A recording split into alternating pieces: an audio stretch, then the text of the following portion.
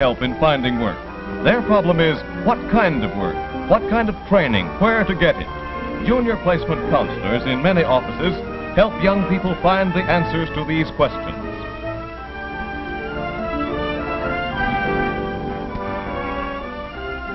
This is a mature worker, his skill gone rusty after years of unemployment in his trade, but today his knowledge and experience are important to defense industries.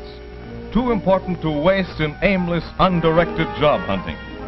The interviewer knows where there are jobs for men like him.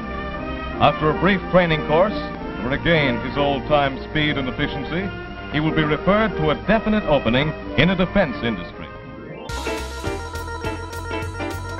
Welcome to Did You Know?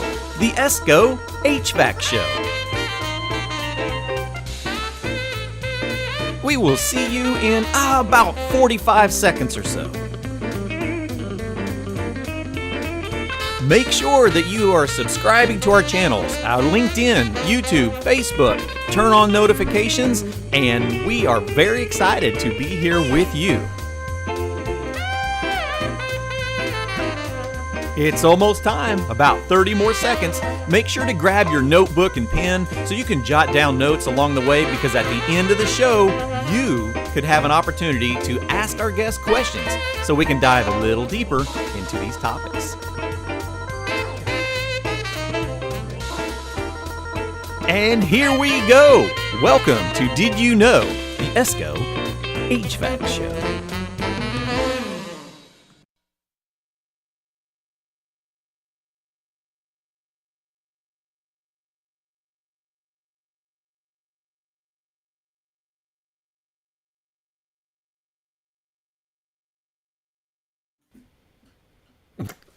Sorry about that, everyone. Had a little glitch on our video. Thank you all so much for joining Did You Know? The ESCO HVAC Show. Man, we've had a lot of fun diving into changes in our industry and technology and ways to recruit. And today we are joining another fellow bell ringer of the industry, Martin King. Thank you so much for being here, Martin.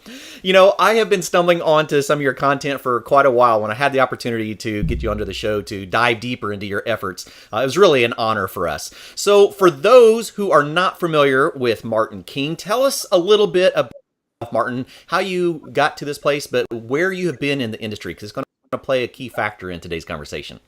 Well, I've been complaining for many, many years about the condition of the skilled trade work market, the labor market. And I basically decided to sell my contracting company for other reasons, but I sold it back in 2000 because I could only grow so big. I had high-tech jobs I needed to do in the Bay Area, and I couldn't find enough workers to do it.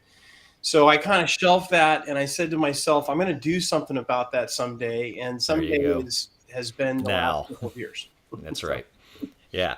So you spent your time out in the field, though, as a technician, grew in the industry. So you've got the field experiences. You can live the stories and tell the stories about these adventures that are in the HVAC and refrigeration industry. How did it all start? Where did the beginning of your HVAC career come from? Well, I went to Universal Technical Institute, UTI, and I graduated back in the early 80s. So I did like most people do. I got exposed to skilled trades right out of high school. We had a sales guy come into my shop class, and they said, hey, we have this automotive school and all this diesel mechanics and marine, and we also have this HVAC thing. And I'm like, wow, that sounds interesting. Yeah, what's that? Yeah, so anyway, I ended up in school, graduated from UTI, and then I worked as a union technician, went through the apprenticeship program. I did get some credit for the years I spent at UTI. Sure. And so I worked as a technician for a while. I turned out and went actually into wholesale. I actually ended it for a short period of time. I worked in HVAC refrigeration wholesale, selling parts, counter guy. And then I decided I was going to start my own contracting company. So I bought this rusty old blue van, and I went out and I started taking whatever I could get. So we grew that into quite a large HVAC, mostly commercial company. And then I had, by just luck, I ended up in doing both contracting and chiller manufacturing. That's a whole big story. Yep, So that's I a whole did nother both. piece of Martin King. Yeah. Another piece, yeah. So Hmm. anyway, I sold the HVAC company in 2000 and continued on as a manufacturer, Okay. making process chillers. And I decided in 2019, 20, I was going to retire. I had some other things I wanted to do, writing.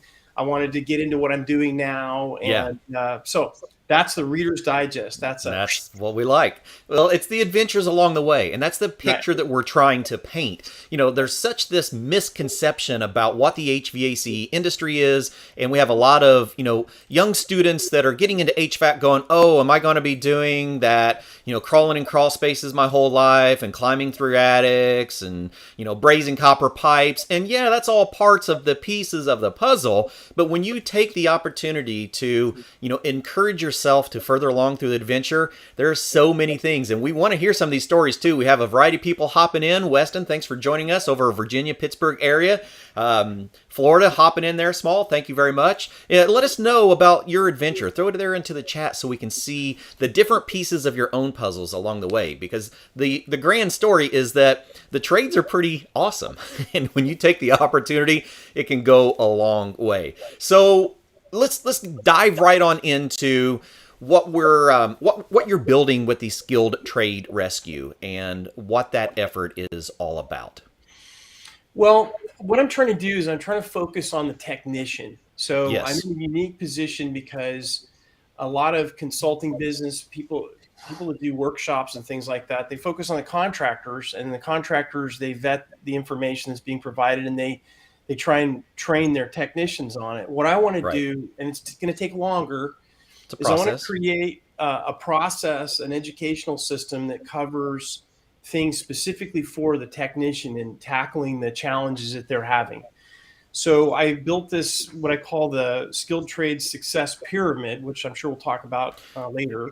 Yeah. And what I'm trying to do with that is first listen. I want to get people on my podcast, and I've got a whole series of podcasts I've done with other technicians to learn what their challenges are, what they're dealing with, and the main things that I've heard is the key things that are in our success pyramid. So Okay.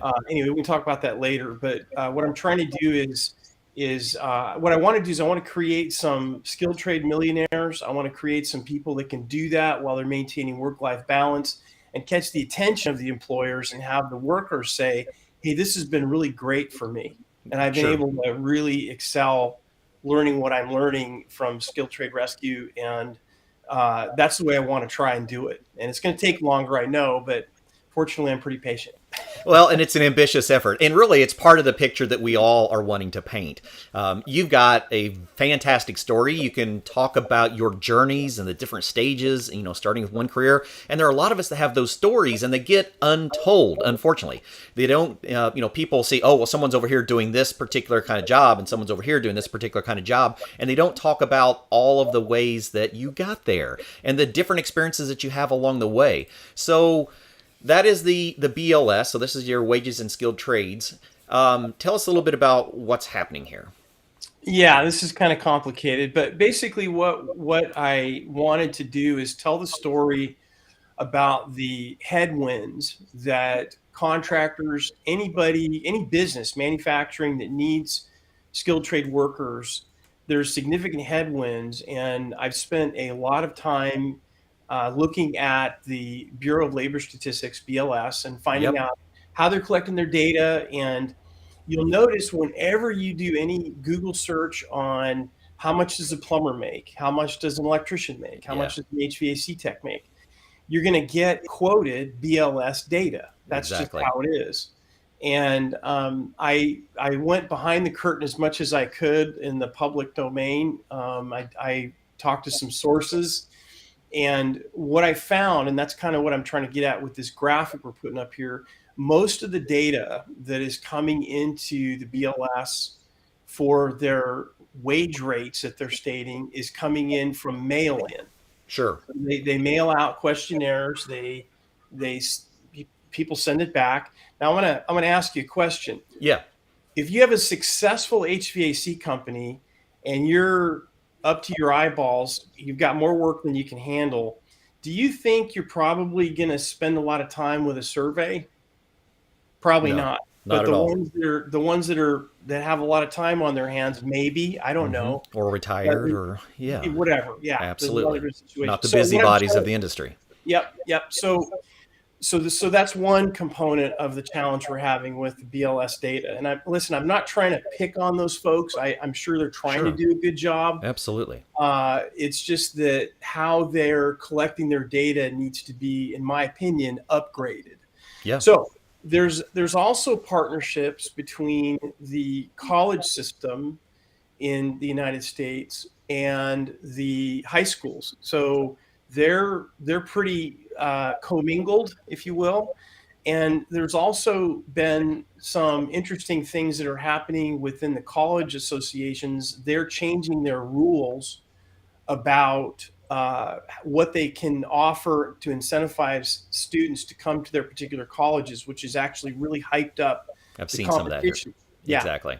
So we have a partnership. We have whether it be direct or indirect between the high schools, the public high schools, and the colleges, and then at the same time we have this incorrect data that's coming from the BLS, where at that critical juncture when parents and counselors at schools are starting to have discussions with their students, with their kids in their sophomore, junior, senior year, sometimes Trying to promote. Yeah, absolutely. yeah. So they're gonna there's What are your questions. options? Which direction are we going to Yeah, go? what do I do? So Yeah. the first thing that gets drug out is the BLS data that says Sure. that a journeyman HVAC tech in the San Francisco Bay Area only makes 60 grand a year. Oh, Now, yeah. I challenge you to Try to find one at that kind of price. Call a contractor and find out. For example, there's a lot of Yeah. markets that are like that. Now, not Sure. all the data is wrong, but a lot of it is. Yeah. So, Howard, do you have any insights on, with experiences with wage data in the past? Well, so here, I concur on this. Clifton, we've had some conversations about these websites are great tools. So I can learn a little bit about, it's a singular place where I can maybe learn about what someone does. Maybe I can learn more about what kind of training I need. What does a job It's not entail? the end all. Yeah. So part of the problem is that when you start looking at the data, I've spoken with people at the BLS many of times. And in the past, when we've had them at our conference or we reached out to them, they're tracking over 700 different occupations in 300 different industries. Exactly. Small group of people. So I don't know how you can really do that. Some of them said that they rely on a lot of trade magazines, different things. So if we wanted more factual data, the IRS probably could take a look at what we do and say, here's what these people really make. Yeah, exactly. So I think that we're all preaching to the choir. We all know there's a great industry. We know what you can make. Yep. I think part of what we need to start conveying is Martin never saw himself when he started off doing what he's doing now. It's this big industry where you can constantly, you could be a teacher, you could be an estimator, you could work for a manufacturer. We go residential, commercial, industrial. Yeah, So, absolutely. do I have an answer for the BLS? No. Right. I don't think anyone does. It's kind of like, does anyone have an answer to the shortage of technicians in our industry? If we did, there wouldn't be a shortage. Okay? Absolutely. Just brought up just a minute ago by Fred. Fred, thanks for joining us. He's an instructor in the HVAC industry and, sees a constant shortage of skilled trades. So a lot of this comes into painting that picture, the more realistic picture. And if you hang in with us for a little while, we're going to go through some actual glass door references of different jobs in the HVAC industry and some realistic expectations of what those salaries look like in comparison to some numbers that a lot of parents are showed, which don't represent what the industry can actually provide. So also, Martin, let's take a chance now. Let's talk about the BEST process, and maybe we'll grab a little piece of each one of these while we're here. Yeah, you bet. So what I did is I said there's 4 parts to the BEST skilled trade success pyramid. So the foundation of it is what I call technical excellence. So that covers a lot of stuff. And I have an ebook out on that. I started with that particular one. Eventually, I'm going to have 4 ebooks about it.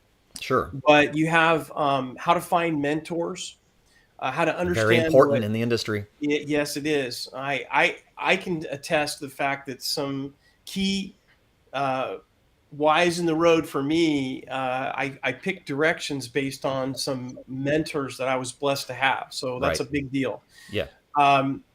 Habits. So we all have habits. Humans are flawed.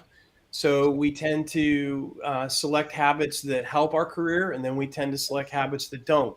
So part of the thing I try to do is identify through some worksheets and things like that on how are your technical excellence habits. Sure. And there's a grading system and things like that. The other thing is how to create a vision strategy. So what is it that I want to get done in my professional career over a period of time? So that's my goal. Yeah, I try to. The whole thing is tailored towards skilled trades. Yeah. The next one is work ethic. I talk to a lot of technicians they change from shop to shop because they see their employers doing some things they consider to be unethical. Sometimes they get confused. They don't, there's a need out there to understand what's ethical in the business world and what's not. Yep. And so that's what's covered in there. And also, adaptability, talking to technicians on how to go throughout your day with integrity and honesty. And if you can project that, it's amazing in how many opportunities will open up to you. Yeah, absolutely. And the amount of trust that you build. So the next one, as we get up the ladder, is what I call every dollar. So it's the E part of best. And one of the challenges that people from high school coming out right now, back in the day, we used to have the home economics class where they teach exactly. Basic finances, budgeting. What are you going to do with your money? Yeah. So one of the unique things that's going on in skilled trades right now is the ones that have good technical excellence, they have good integrity, they tend to move up really, really quickly. Absolutely. And their wages go along up with that. And the challenge a lot of technicians get into is their spending, even though their wages are getting higher, their spending goes up, exceeding the extra money that they're making. Right. And money problems, especially if they're in relationships, that can cause a lot of problems. It's no secret that a lot of problems that happen in relationships have to do over financial money. Absolutely. Yeah. So I want to teach them how to become millionaires in skilled trades, and it's definitely doable. Absolutely. It's learning that responsibility along the way. Yes. The last one. Oh, by the way, before we move on, I do not give investment advice. Oh, okay. It's mainly about habits and right. the type of financial habits that you need to have in order to be successful. So well, think about us as young technicians. When we were getting into the industry, if we were looking for the next place to go, we just looked at the next job, the one that paid the most next, right? So wherever we were, we just looked up to see where the next place was, and we tried to figure out what we needed to do to get to that next. But we didn't really have much of a clear path. So really, that's what we're talking about, is helping clear the path to be able to get some direction, to see that there's so many of these opportunities, that there's other things that you can do. We had one comment that came in, which was a really interesting one. That one came in from, where did I find it? That was a really good one. Oh, that was from John. So John said there is currently a bill in the state of Maryland legislature that will require public schools to give students equal emphasis on trades as they do college. Now we're cooking. Now we're starting to pair things. Yeah. That's right. Well, I've been keeping tracks of this, and there's 14 states now that have actually passed serious legislation to provide school choice. And a lot of this, one of the very few good things that came out of the pandemic is the fact that parents got to look over the shoulder of their kids and find out what was going on. Right. Boy, Howard can preach on this one. Yeah, that's right. Yeah. So anyway, what's happening now is these parents are going, and they're starting to get very vocal, and some of the legislatures are starting to respond, and the dollars finally are starting to follow the kids. Sure. Right. So in doing that, I think that's probably the intent of what John was talking about. In doing that, it's going to be a really good thing, I think. So anyway, can I interject something there? I think one of the problems with the state, what's the largest cost of running a state? The K-12 system. When you're trying to cut funding easily, the easy target is vocational education. And if you start taking a look at what's happened to the trades in the schools over the last 25 years, we continue to cut it. Cut. And so the problem is everyone sits there and says, well, I'm a guidance counselor. I am paid based on how many people I get to go to college. Right. Maybe we need to start getting them. How many people you connected to careers that, that found successful employment. Exactly. So, I mean, I'm reading some of the comments here. We have a lot of great instructors I know. They understand, but I think part of the process is we need to start educating. Here, Clifton, we were joking a few weeks ago. When you go to school, you were never taught how to be a student. Nope. What to study. So your teacher tells you, go home and take notes, go home and study. What am I supposed to take notes on? How do I study it? Similarly, we don't tell people in the trades very often when they're in school the path to being successful. No, that's exactly what we're talking about. The basics, but we've never really told you how to get from your chair to the chair of the CEO of running that company. I'm a young technician. I want to be Martin, but no one's telling me how to be Martin. Right? Yeah. So this is the path we're looking for. The other really interesting thing is colleges don't come with any kind of a warranty, meaning that if you put a young person through a technical college, 90%, depending on which survey you look at, a high percentage, let's just put it that way, of those individuals are going to graduate and they're going to have income coming in a fairly short period of time. Yeah. College does not do that. If they drop out, and colleges, it depends on the stats you look at, they have a fairly high dropout rate. Now, they may come back or whatever, but the college has no warranty, no placement guarantee that they have. And even some of the trade schools have placement guarantees if you graduate. So, I like that concept. And I think that would be really great if we had that in the college system. Well, and so here, the mission of a university is to educate, not to get someone employed. Right. And where the mission of a trade school is to get someone employed. Get somebody out in the field making money. And there was a bill that was out there for a while called the Gainful Employment Act. Right. And part of it was, should we basically say that 72% of people in a career in school actually got placed in that career? Now, it's interesting. They only applied that to certain groups of schools. Had they applied that to all the universities, exactly. They said that almost every one of them would have gone out of business. Yeah. All right. Let's dive onto this fourth one, Martin, because we're going to have fun here. We got plenty of rabbit holes we can go down. Yeah, I know, man. I'm so glad you're here, though. I mean, this is the language that we speak. Howard and I are like this 3 or 4 hours a day, every day. Yeah. So this is the world we're living in. What's the fourth one on here? This one, in my opinion, is the most important. Okay. And the reason why the whole permit concept works is that if you don't have work-life balance, it doesn't matter how technical proficient you are. It doesn't matter.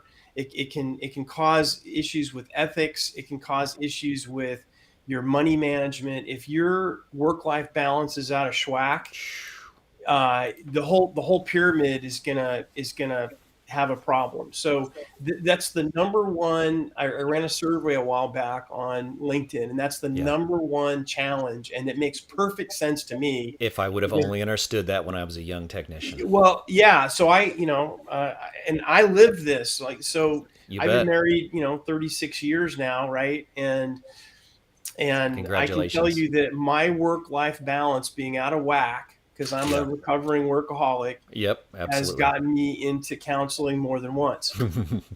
And so that's just having a mindfulness of work-life balance and learning some techniques to set boundaries, the basic stuff, is critical in my opinion. And that's what the technicians I'm talking to are saying. Yeah, and it really is. And especially with our younger generations, how would I say this? That'd be a touchy subject for me to dive into. But if we look at generational changes over, say 4 generations, we have made a little bit of a shift into the workaholic, into the balancing act, where our younger students are really looking at life as, how can I enjoy life but still be very productive at the same time? So there is a interest in becoming aware of how to achieve that balance that was just not instructionally taught when many of us were growing up in the trades, and that is very, very important for the development, of anyone in their life. But, now when we're working with our hands and we're doing things that are fun, we have to understand how to balance all of that. But Cliff, So, can I segue and say something there? yeah. I think part of the problem is, so here, I see we have a lot of teachers here. Every one of you are required to have a program advisory committee. Don't just check the box and do it. Take a look. Who are the best employers in your area that you really emulate? Invite them. Have them come talk to your students and explain how they can be successful. You may have to really work hard in the beginning, but in the end, is it really working hard with your back or with your brain? Yeah, exactly. How do I have that life balance? Whew. What do you expect? So we need them to become mentors. But if you just check that box and invite 3 people to your PAC meeting, then all you're doing is fulfilling a compliance. But if you truly look at who the people you emulate in that area are, invite them in. Yeah, absolutely. Make them mentors. Martin, tell us a little bit more about your best workshop, because as we're talking about all these principles, I mean, they're just, if I had 2 bells right now, I'd be ringing both of them, because these are the things that we need to preach. And it's such a passion of yours. You're actually doing a workshop on that. So tell us a little bit about this upcoming workshop.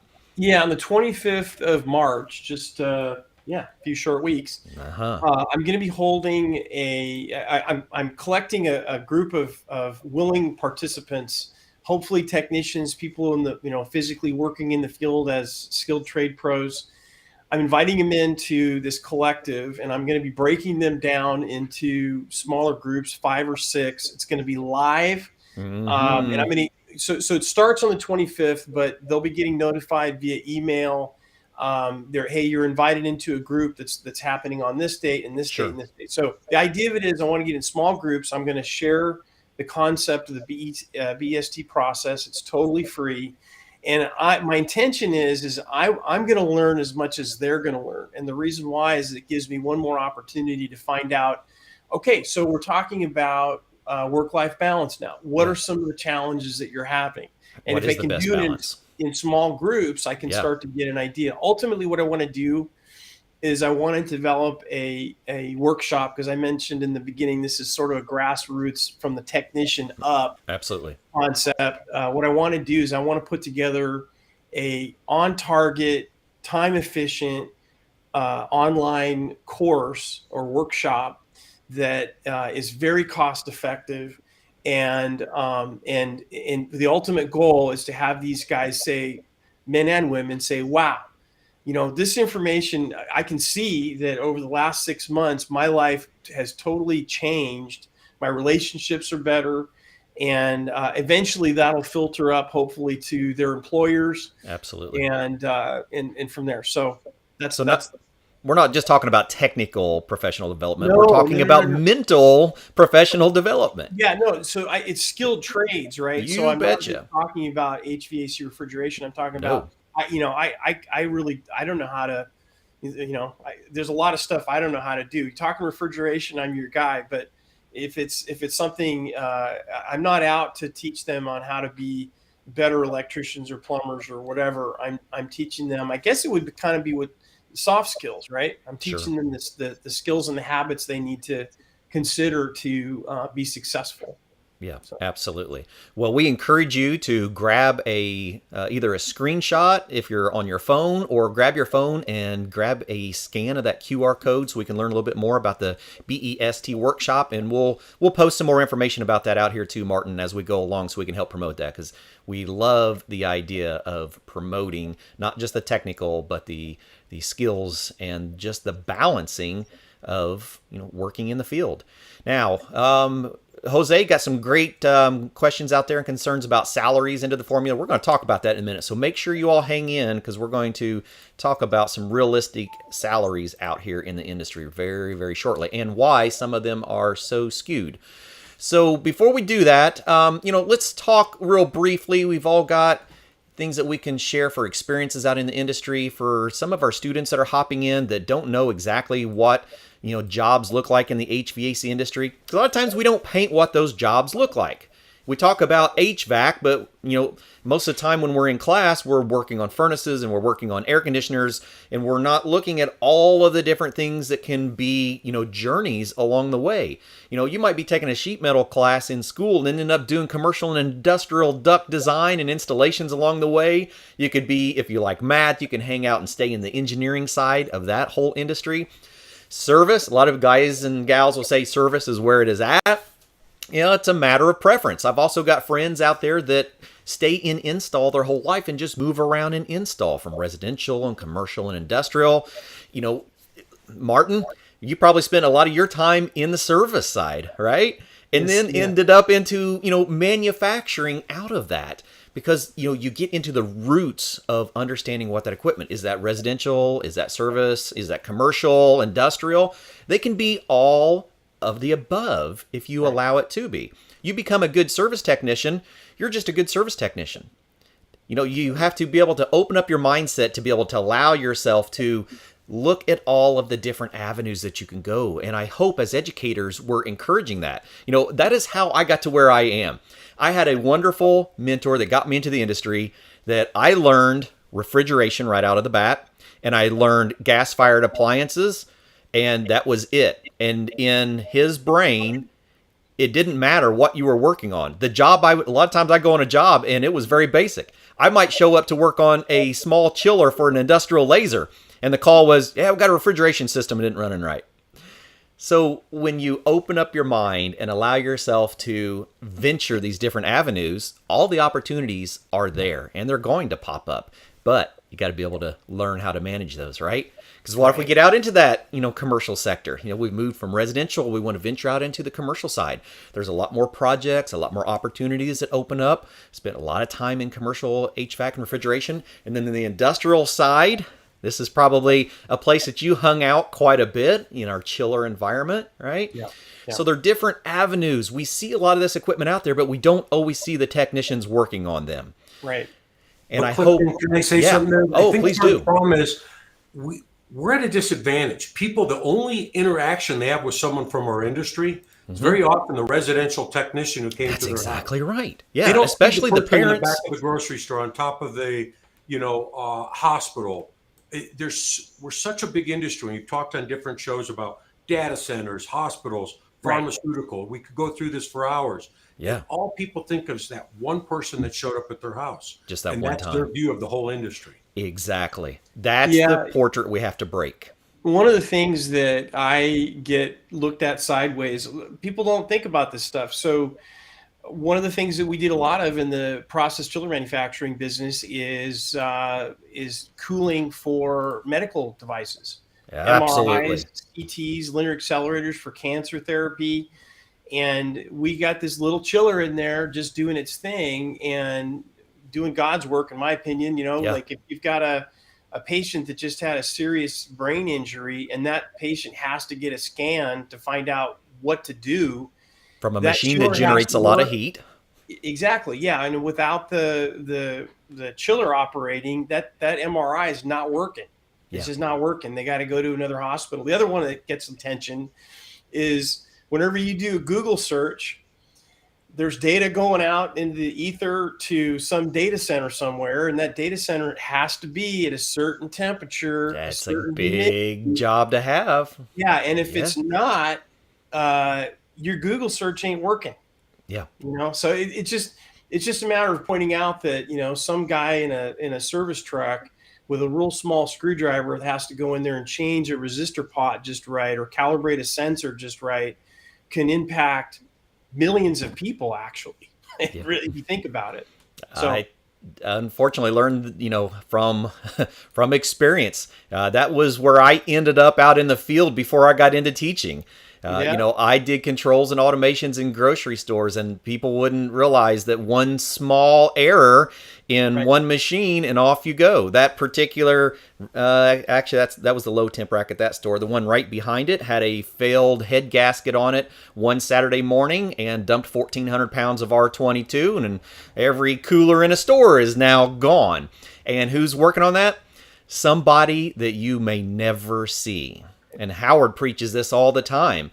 in our industry, most of the hard work, most of the fun, adventurous jobs that are out there, the general public doesn't actually get to see. And so therefore the parents don't actually get to see. And therefore the students don't get to see. And, one example I use all the time. I had a conversation with a guy that was an outdoorsman.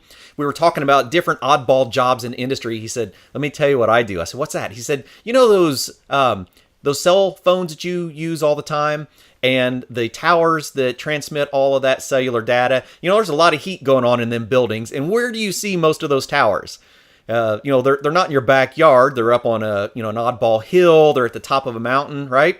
He says, so I'm an HVAC guy, and I get helicoptered in. I bring my gunny pack with about 5 days worth of food and gear.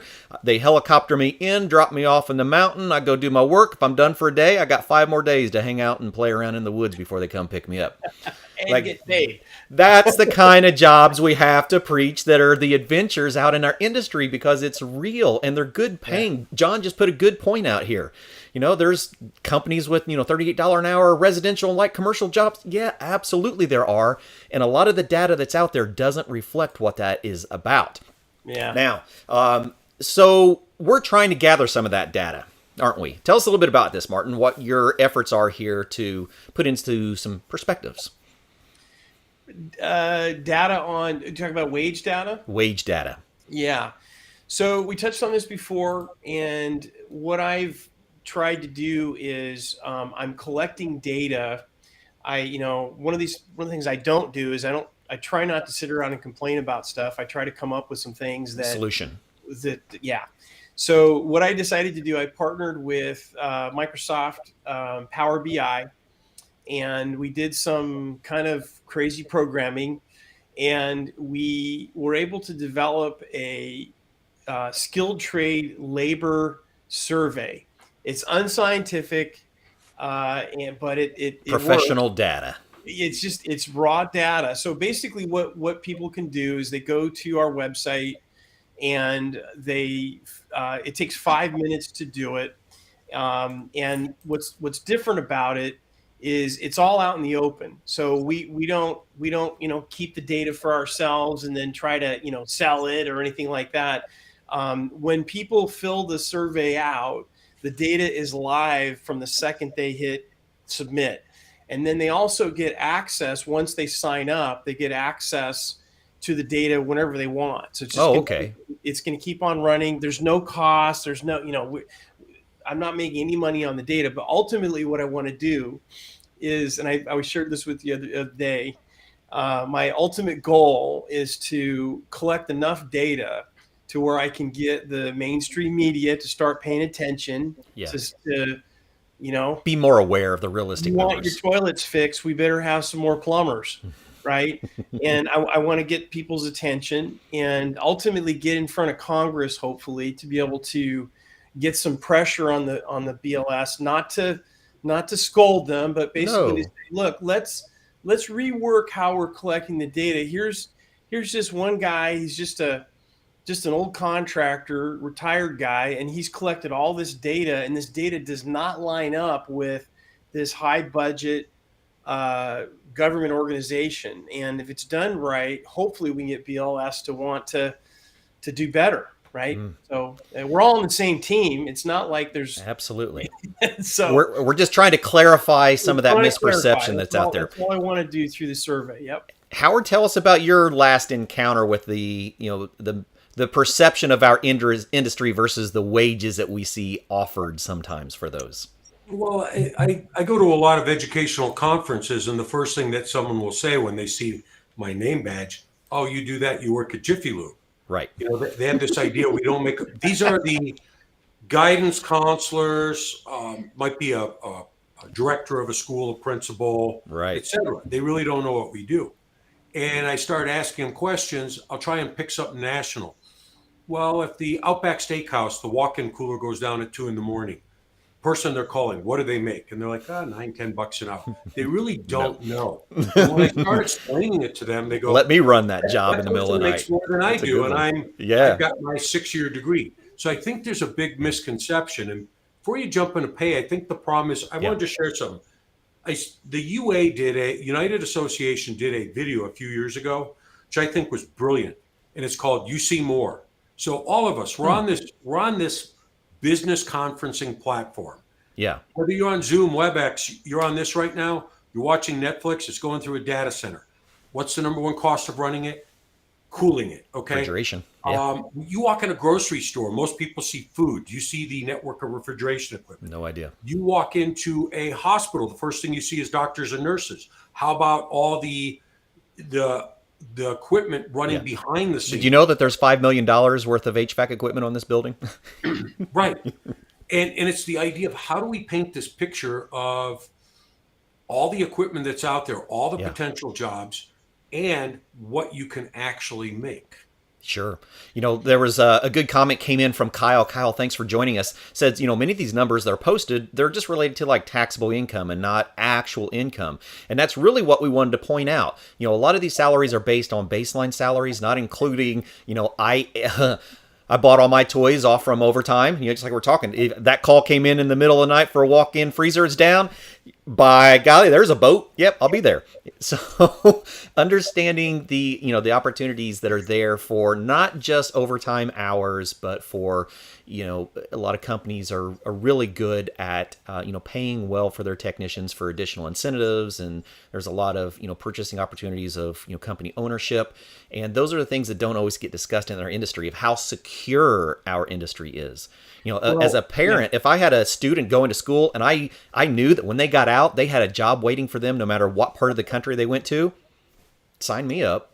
Well, I saw a comment from Jose down the list a little bit, and he brought up a really good point. Is these people they're out there working all the time, and we talk about work-life balance. Yeah. They're not. They're taking those calls, and that all works out when you're single and no kids. But as time goes on, it gets to be a real issue. Now, the other point I want to make specific to the slide you have up here, Clifton, is that it's really interesting on how this data is presented. In that, if you really want to find out there's very few asterisks on this data. So in other words, people zero in on the number, but the caveats that you guys just discussed about overtime and what your gross wages are and all that, very little of that is projected out there, and that's part of the challenge. So because if you look at these numbers, right? So wow. Why would I want to make $55,000 a year? Exactly. Whether I'm in installation or what, whatever sector. Yeah, go ahead. Most technicians work full time. Right. Okay, so they're taking part time. They're taking small town America, big city. They're lumping everyone together. Right before this meeting started, we started looking at cost of housing in different cities. Well, it's a huge difference if you're just looking at condos versus townhouses versus freestanding houses. So this doesn't paint a full picture. No. Right. So let's look at this picture just a little bit further, right? So we decided to take a closer look at this because I knew myself in my area. Now I'm just going to pick on my own area, which is here in the Midwest. I'm going to use Indianapolis, Indiana as the reference. And we're going to use a third-party company to look at some wages. And we're going to pick a couple different things. Now remember, if we were looking on this comparison, it's going to say, there are other jobs out there that pay more. These are 2021 median pays. They're all in that, 40, 50, 60 range. But when we look at actual numbers, all right, let's take a look. We're going to use Glassdoor for this one. If anyone wants to validate any of these numbers, just hop on Glassdoor yourself and just do some looking for your own area, just to get an idea of wages that are popping through and that are available in your area. So here in Indianapolis, Indiana, if I'm taking a HVAC technician salary, now this is saying this is a service technician, so this is not a entry line. I just came out of high school and I just want to grab a job from Joe the contractor down the road and he's going to pay me, a bunch of money to go, crawl through a crawl space in an attic all day. Although there's good money in that. So this is saying this is a service technician with 0 to 1 year. So this is a person who's went through a qualified apprenticeship program, has went through an educational program to learn service which is not the easiest thing, but it's what I prefer. I love the service side of the industry. So now we're talking about 0 to 1 years, and we're talking about here in my area a median income of around $57,000, including base pay and additional pays. Not specific on additional pays, just saying that there's additional pays there. That could be bonuses, that could be overtime, but with a range of, you know, $38,000 to $86,000 for a early service technician. And I think that's very fair, because I know technicians who are struggling at service and well might make $35,000 to $40,000, but I know really good technicians, young technicians coming out of school that are making a really good wage. Well, let's bump that up just a little bit and take a look at an experienced service technician in my area. All right, so this is just HVAC service technician. Well, it's not $50,000 anymore. Now we're talking about real money. Now we're talking about a good living. So a 15-year technician could be making $80,000. And I have questions all the time. Well, that says that there's guys out there making $127,000 as service technicians. And I go, yeah, I know a bunch of them personally. Personally, I know guys in residential service making six figures that have been out in the field for 15 years. Right. So this is not exaggerated numbers. Now, what's that percentage? Yeah, it is fairly small. What's the percentage of those experienced technicians that are been out there for 15 plus years making 50,000? Well, those are the ones that aren't doing any kind of continual education. They're not bettering themselves. They don't have a plan for how to balance their life. But there is money out there to be made just in the service sector. One thing, Clifton, that I'd like to point out, again, I get down to the technician. Yeah. If you get a 15-year veteran and they've got work ethics, they've got technical excellence, they've got their money house in order, their work-life balance is in order, I'm going to argue pretty strongly that they're going to be a really good candidate if they want to start their own business. Sure. And there's enough room out there for future business owners, because once hopefully we get this problem solved, where we're getting more technicians, the market continues to grow, there's going to be room for more business owners. Yep. And as a business owner, I had some $400,000 years, right? And it's just a matter of perspective. Or let's say you don't want to be a business owner, you want to get into some type of a management position. Well, you get a technician that's really done well. There's a good possibility they're going to get hired up by Daikin or Carrier, one of these big companies, as some type of an executive, and start running that chain up if they want to. So it just anyway. No, you're right. There's lots of opportunities. Now, one of the realistic things that we want to point out too here is there's a lot of that representation of what the industry provides. And so, one of the things we hear a lot is, I can't find anybody. I can't find anybody. I can't find anybody. What are you offering? Because Howard, tell us about the sign that you've seen for an HVAC job here recently in comparison to flipping burgers. I was going through a In-N-Out burger, and it said, now hiring $19.50 to $22.50 an hour. Mm-hmm. And I jumped on Indeed while I'm sitting in line, and it said the average installer starts at $12.36. So I see that as part of the problem. Absolutely. But I also see here, you're saying 80 grand, and I'm looking some of the comments coming in. A lot of it's going to change depending on where you're at in the country. Exactly. People in California talking about these are low numbers. Mm-hmm. If you're in Miami, you're in California, you're in New York, you're going to see people making a lot more or a lot less, either way, or a lot depending less on where you're at. Town. It's all going to be relative. So it's getting to know those numbers. Yeah, that's why I highly encourage everyone to, pull up Glassdoor, use it yourself, use the tools that are available to you to know what you're worth in your area, or to know what to ask for if you're looking for a specific technician. Because if you're looking for a well-experienced service technician in my area and you're trying to offer them $50,000, there's no wonder you can't find any help. Yeah, there's one other point that I want to make sure we cover, guys, is that there is significant space in this market for women. Oh my gosh! And you start to see some the fastest growing range we have right now. I get excited when I see these women that are on LinkedIn that are just killing it. Oh yeah, commercial. And what this business has grown so much. We touched on this very little in the beginning.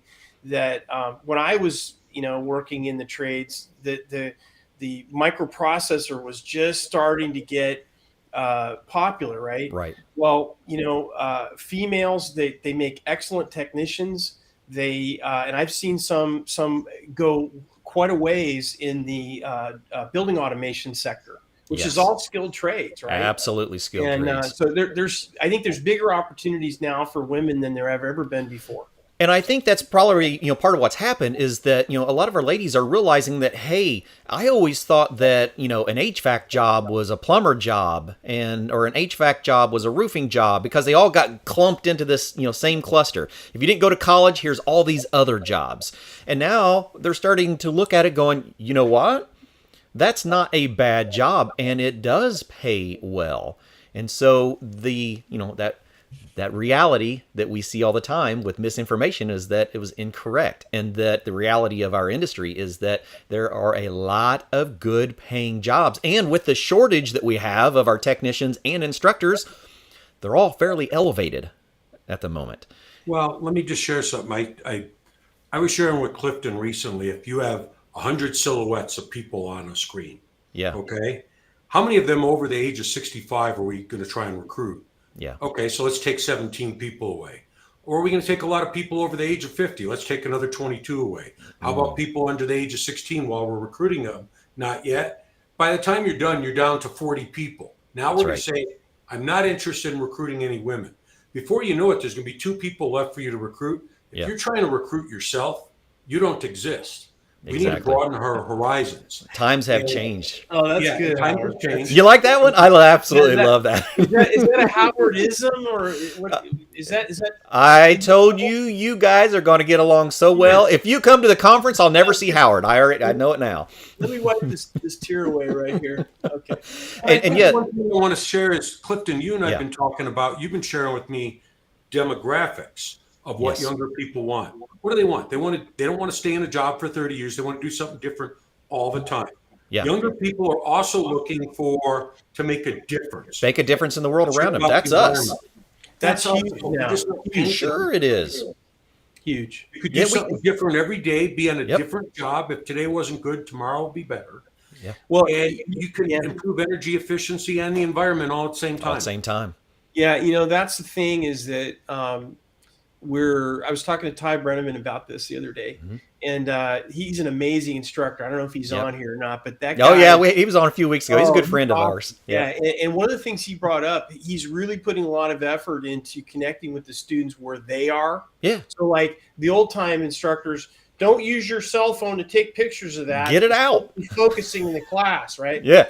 He's like, take pictures of your work. Absolutely. Right? Because he understands that they want to feel good about. I mean, we're not there anymore. I mean, we were like, just do your job. You stay at the same company for 30 years, and you're not gonna like it sometimes.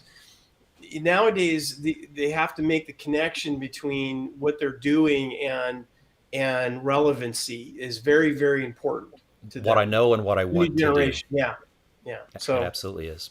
When people ask, "What do you do for a living?" say, "I make a difference." That's exactly right. Man, I'm telling you, you can't stop it. You're going to enjoy hanging around here, Martin. So one thing I'd like to throw out. Yes. They keep talking about the BLS and dollars. Yeah. I also noticed on their site this morning it says the percentage of people needed, and when you start looking at how many people are retiring, our average age, different things, I think that's understated as well. Yeah. I've met in the last few weeks with a number of contractor groups, all looking for people nationally. Right. One of them shared some data. 85% of their members said they need 1 to 5 people in the next year. So 87% said they need 1 to 15 in 5 years. 63% said they need 6 to 30 within 10 years. Wow. Those are huge numbers. That's a lot of people. Well, I think ESCO would be a really good organization. I think you guys could definitely hit the forefront of this. The reality of it is, in my opinion, is that we have incorrect data that's out there. We have partnerships that have been formed over decades between the college systems and the public school systems, which are paid by our tax dollars, by the way, but I don't want to digress. That's another issue. That's another show. Yeah, we have all that going on right now, And I did some numbers. I just did a blog post on this. So the annual revenue of all the college systems, as best I can figure, is $765 billion a year. That's a lot of money. And it's all in my blog post. So that's they're organized and they know what they're doing. And what I would argue is that maybe we need to get manufacturers, get all these people that are going to need the skilled trade labor to get together and come up with a similar plan, a competitive plan on how we're going to compete with that. Right. So. Well, Martin, I'd like to share something on it. Here's the problem. We've got a lot of great instructors we work and partner with. Yep. And I don't want to, and I want to let them know we love what they do. Mm-hmm. But a lot of them work in schools, you're right, where they're driven by what's called an FTE, full-time equivalent, okay? There's a reason I want to bring this up because it goes to where you're going.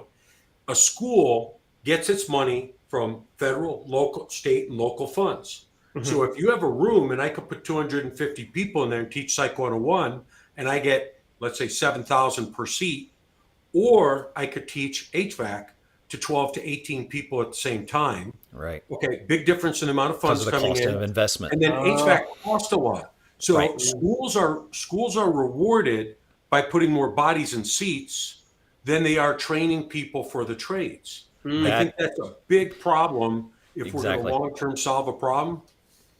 Well, maybe industry could partner at that level, to subsidize that somehow. I don't know. I'm thinking out of the box, but yeah, it's definitely a multi-channel problem, and we're not going to solve this right away, but the main thing is we're all talking about it. Yeah, it is. And, we're talking about ways to improve the industry, ways to be able to encourage to get students into the programs, for parents to encourage students to look at these kind of jobs as another avenue, because here's the reality. When we start looking at this, we also talk about teachers' wages. One of the issues I hear all the time is, well, it's hard to find a good instructor. Yeah, it is hard to find a good instructor. Why is that? Because there's good wages being made out there, and there are a lot of misperceptions about what it would take to be a instructor in the industry. We're talking about, if we're building qualified programs, we need to have qualified instructors for those, which means we're probably going to have to pay fairly well to have the instructors to produce the content and the quality of what we want, because this industry has changed so much. We just talk about what's happened in the last 5 years. Technology has changed at such a rate that we have to be able to keep up with the education across the board for all of the changes in technology. And we have a lot of young students coming in looking for that technology. Yeah, and I'll throw an idea out there, though. Yeah. You have a lot of people who are looking to hire someone who's 35, 40 years old as an instructor. Yeah. Instead, start to look to some of the big, large mechanical contractors who have people who have a pension. Because these people don't care what you're paying them. They're doing it for the outcome, not the income. For the same reason we're out here, trying to change the industry. Exactly. Yeah. Yeah. I guess where I'm at is, when I went through high school, I probably would have ended up in college myself. I went back to college after I got into the union, but that's another story. And it's, that was at crossroads. I had somebody expose me to skilled trades at a critical junction in my life, and that's the direction I took. And I'm not saying that college is not a way to go. I'm just saying that all I'm working to do is to put accurate information on both lanes in front of parents and the students, and let them make informed decisions. And my big argument right now is those decisions are not informed right now. No, and I'd say we all agree on that. That is really the biggest misperception in our industry, is what these jobs look like to parents who are a big leader into where the children look at for careers. Well, Martin, I'm a broken record on this for people who've talked to me. If you look at statistics, roughly 21% of jobs are stated to require a 4-year degree, which means roughly 80% don't. What we're not telling people is the vast majority of jobs require post-secondary, after high school training. After high school. That could be a trade school, community college, apprenticeship, military, university. And if you look at the majority of the jobs, 67%, so 2/3 of them require what? Post-secondary technical education. Right. So whether that be HVAC, welding, dental hygienist, pharmaceutical technician. So the vast majority of jobs are actually, they require us to either go to a trade school, community college, or an apprenticeship program, not a university. Right. Yeah. Couldn't have said that better myself. So much wonderful information. I love this. These are the kind of conversations how do you walk around with all that stuff in your head? How do you do that? That's why I have a standing desk and I walk around. Yeah. Oh, wow.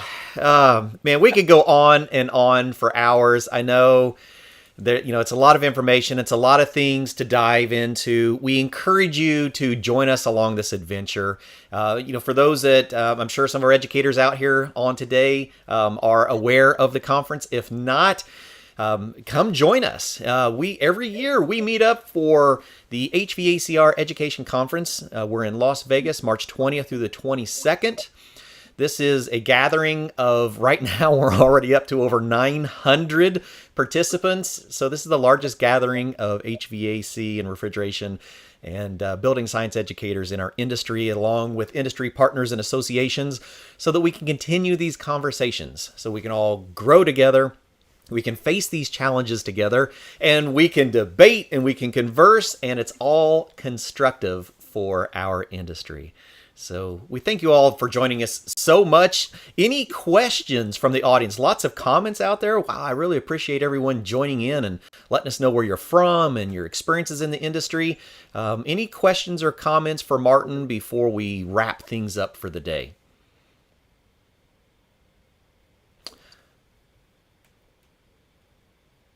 Oh, Weston wants us to back up for a second. All right, Weston, which one were you wanting to take a look at?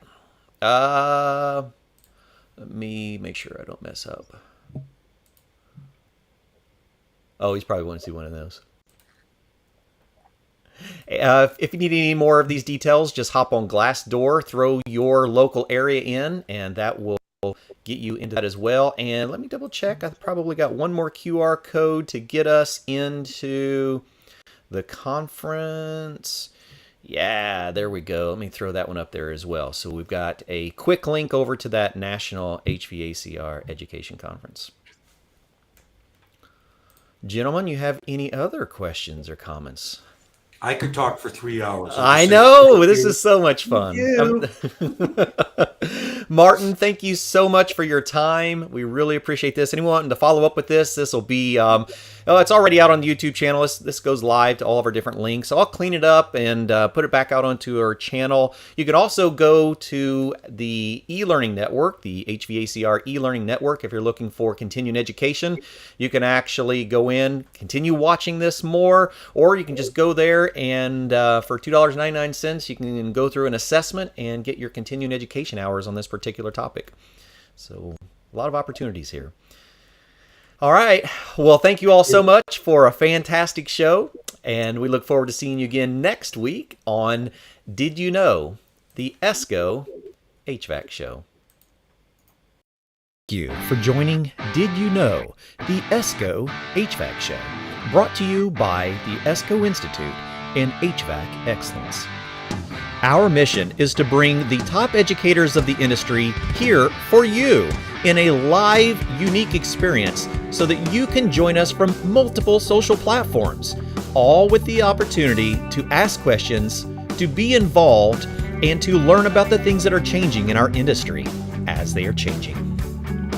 Subscribe to our YouTube channel to get notifications when we go live every week. Are you an educator looking for resources to be the best that you can be? Man, you're in the right place. And we invite you to come join us at the National HVACR Education Conference, where we bring all of these guests and many more, along with manufacturers and different organizations of the trade, so that we can all be in one place at one time and gather this information to make us better together. How do you learn more? Go to escogroup.org, select HVAC Excellence, and then the conference. I look forward to seeing you again next week on Did You Know? The ESCO HVAC Show.